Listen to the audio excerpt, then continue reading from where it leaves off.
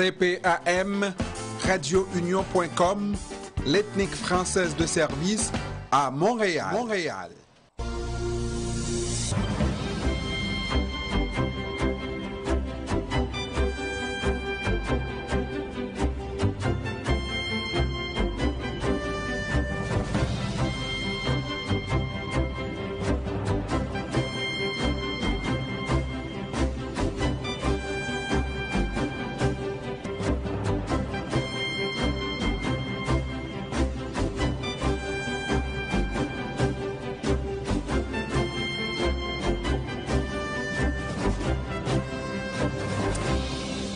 Exactement 17h39 avec nous en visuel Lise Ouellette, co-porte-parole du mouvement pour changer le nom de l'université de Moncton. Bon après-midi, Madame Ouellette. Bon après-midi à vous aussi. Ça va bien, Madame Ouellette? Ça va très bien, oui. Oui. Belle journée, c'est parfait. Ça va bien même quand ça va mal parce que vous avez échoué jusqu'à présent dans votre démarche pour faire changer le nom de l'université Moncton. Alors, commencez par nous dire, si possible, pourquoi vous voulez qu'on change le nom de l'université de Moncton? Ben, c'est que l'université, c'est une université acadienne francophone. À l'époque, quand elle a été fondée, il y a 60 ans, à Moncton, dans la ville de Moncton, la province n'était pas bilingue, le Canada n'était pas bilingue, il y avait beaucoup de tensions linguistiques dans la ville de Moncton. Donc, comme on voulait développer une université francophone dans une ville anglophone et dans un contexte linguistique difficile, on lui a donné un nom anglophone, Moncton. Donc, mais on n'était pas conscient de toute la problématique qui est posée aujourd'hui, parce que si on était conscient que ce problème-là remonterait à la surface plusieurs années plus tard, on n'aurait probablement pas donné le nom de Moncton à l'université de Moncton. Oui, vous avez tout à fait raison. À l'époque, c'était justifié dans le contexte de l'époque, mais aujourd'hui, c'est absolument impertinent. En fait, c'est un mouvement qui s'inscrit dans la même ligne que les mouvements de décolonisation au Canada, en Amérique du Nord de façon générale et ailleurs. Donc, ce mouvement en Afrique, évidemment, beaucoup. C'est le même principe. On veut reprendre, redonner à nos institutions un nom qui nous rassemble et qui nous ressemble. Donc, c'est le même mouvement. Et surtout que le personnage Moncton, M-O-N-C-K-T-O-N, c'était pas l'ami des francophones, là, non? En fait, c'est un militaire britannique. Il y avait à l'époque la guerre entre la France et l'Angleterre. Et l'Acadie était comme coincée, une petite région dans tout ça. C'est un militaire britannique qui a reçu l'ordre et mené la déportation des Acadiens à partir de 1755. Donc, c'est un personnage, on ne juge pas la personne, bien sûr, mais il a joué un rôle tellement important dans la déportation que c'est pas acceptable de donner à nos institutions, à nous, notre université, un nom qui rend hommage à ce personnage-là. Mais quelle est la position de l'université pour soutenir qu'on doive garder le nom de Moncton face à cette démonstration simple mais éloquente? Oui, en fait, c'est la 12e fois que des intervenants de la communauté, que ce soit à l'intérieur de l'université ou de la communauté des citoyens directement, c'est la 12e fois qu'on demande le changement de nom de l'université. Et à chaque fois, tout le monde est nerveux et il y a toutes des stratégies qui se développent de la part des opposants pour protéger le statu quo. Pourquoi ils défendent ce statu quo-là? C'est difficile à comprendre. Là, il y a toutes sortes de démagogie. Non, c'était pas vraiment le personnage, c'est la ville de Moncton qui a pris le nom du personnage. En tout cas, c'est toutes sortes de jeux démagogiques comme ça. On veut favoriser une région, je pense que dans le fond, c'est ça. On veut peut-être aussi affaiblir un peu l'identité acadienne pour l'intégrer davantage à la communauté anglophone, à toute fin pratique. Donc, c'est des jeux de ce type-là que des gens, certaines personnes ne veulent pas déranger l'ordre établi à toute fin pratique. Alors, pour nos auditeurs, on doit comprendre aussi qu'il y a la ville de Moncton, c'est ça? Il y a la ville de Moncton, c'est ça, où est situé un des 3 campus de l'université. Et la ville de Moncton enveloppe, si on veut, l'université de Moncton, pas vrai? Un des campus de l'université de Moncton, le siège social de l'université de Moncton, est évidemment à Moncton, oui. Ouais. Donc, si on change le nom de l'université, est-ce que ça changerait quelque chose puisque la ville va toujours s'appeler Moncton? Absolument, on ne remet pas en question le nom de la ville. Il n'y a pas une brique qui va déménager si on change le nom. L'enjeu, ce n'est pas ça. C'est un enjeu d'affirmation d'une communauté linguistique qui est minoritaire, qui travaille très, très fort pour se développer, pour protéger sa culture aussi. Ce n'est pas facile en Amérique du Nord, comme vous le savez aussi. Donc, c'est un mouvement très, très important. La décolonisation, c'est un mouvement très, très important aussi. C'est pas des briques qui se déplacent, c'est l'identité, c'est le respect des communautés, et ça, c'est fondamental. Et ça fait la 12e fois, vous dites, est-ce qu'il y aura, comme dit la chanson, une 13e fois? Et à quoi ça va nous amener finalement que de faire des revendications dans ce sens-là pour se faire dire non chaque fois? Nous, les temps ont changé. Mhm. En 1960, la décolonisation, on ne parlait pas du tout de ça, évidemment. Les temps ont changé.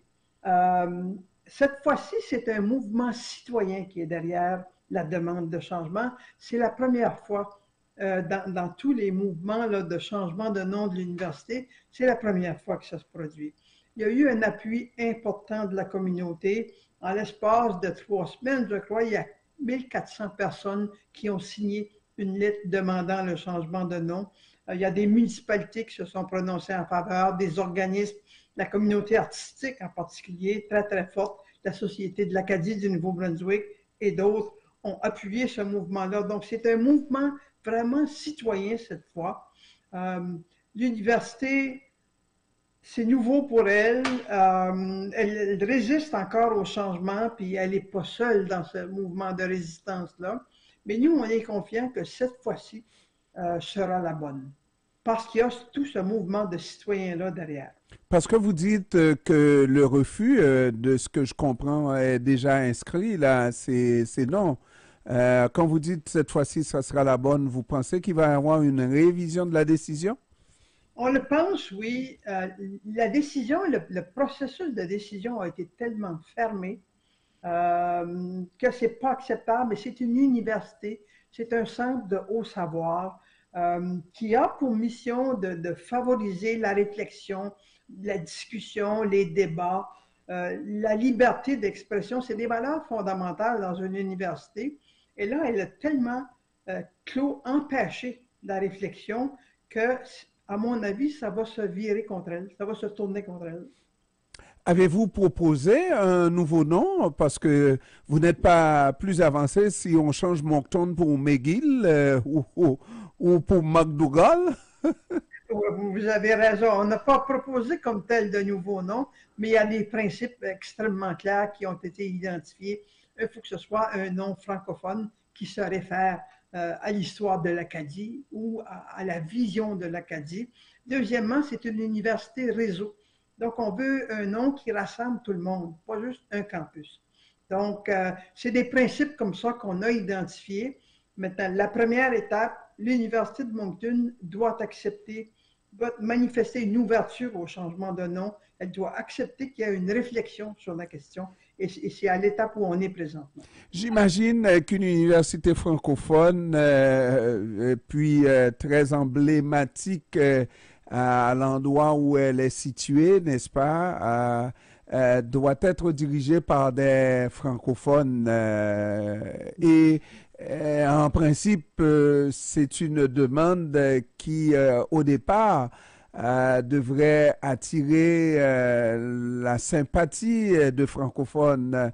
Est-ce que je me trompe? Et si c'est des francophones qui dirigent, qu'est-ce qui explique qu'ils ne prennent pas la décision ou que Oui, ça paraît difficile à prendre une telle décision? oui. Il y a des francophones qui ont peur de, j'ai appelé ça, de déranger l'ordre établi. On est dans une communauté, et si on prend en particulier la région de Moncton, majoritairement anglophone. Et donc, le bilinguisme à Moncton, c'est encore assez récent et assez souvent, il y a des tensions linguistiques encore. On n'est plus dans les années 60, mais ce n'est pas toujours facile. Et il y a des gens qui ont peur de ramener des tensions, de déranger, d'affaiblir les liens, qu'il y a des liens d'affaires entre les communautés francophones et anglophones, et c'est très bien. Maintenant, il y a des gens qui ont peur de déranger cet ordre établi-là. Mm. Et votre communauté acadienne, votre communauté à Moncton a quand même pu résister et passer des moments extrêmement difficiles. Aujourd'hui, vous êtes une communauté bien vivante avec, c'est pas rien, une université à votre actif, n'est-ce pas? Oui. Euh, Est-ce qu'aujourd'hui, on peut craindre encore pour la survie du fait français? Euh, Absolument. Oui, absolument. Il faut dire que la communauté acadienne, elle est aussi dans tout le nord et l'est de la province. mhm, Pas seulement à Moncton. Moncton, c'est une ville parmi d'autres où la communauté acadienne est fortement présente. La situation va demeurer, on est en Amérique du Nord. Et le poids de l'anglais, et c'est pas méchant quand on dit ça, les nombres, c'est très fort. Le poids du nombre est extrêmement fort. Donc, oui, c'est difficile. Vous allez à Moncton, dans les endroits mixtes en particulier, vous allez souvent avoir de la difficulté à vous faire servir en français. Dans le nord, par contre, dans la péninsule acadienne, dans la région du nord-ouest ici, c'est beaucoup plus facile. Il y a la concentration de population acadienne est beaucoup plus élevée. Mais ça sera toujours un défi. On est une petite communauté d'environ 250 000 habitants au Nouveau-Brunswick. Il y en a en Nouvelle-Écosse, à l'île, aux îles de la Madeleine, en Louisiane. Donc, après la déportation, les Acadiens ont été éparpillés à plusieurs endroits, en Gaspésie aussi. On est quand même une communauté petite. Et dans l'Amérique du Nord, le défi sera toujours important. On est dans une province dite bilingue, mais le niveau de bilinguisme est très faible. On entend parler ces années-ci avec le premier ministre actuel. Donc, c'est très, très difficile.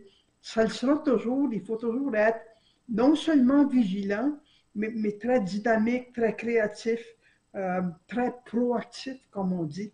On est chanceux d'avoir une communauté artistique extraordinaire. Vous en connaissez plusieurs chez vous. Donc, on a besoin de s'affirmer. Prendre un nom francophone, co- acadien, pour l'université, c'est une affirmation et c'est important. Université Edith Butler. Ben, ça fait Voilà, anglais aussi. notamment, Non? notamment Antonine Mayel, Lisa Leblanc et plein d'autres.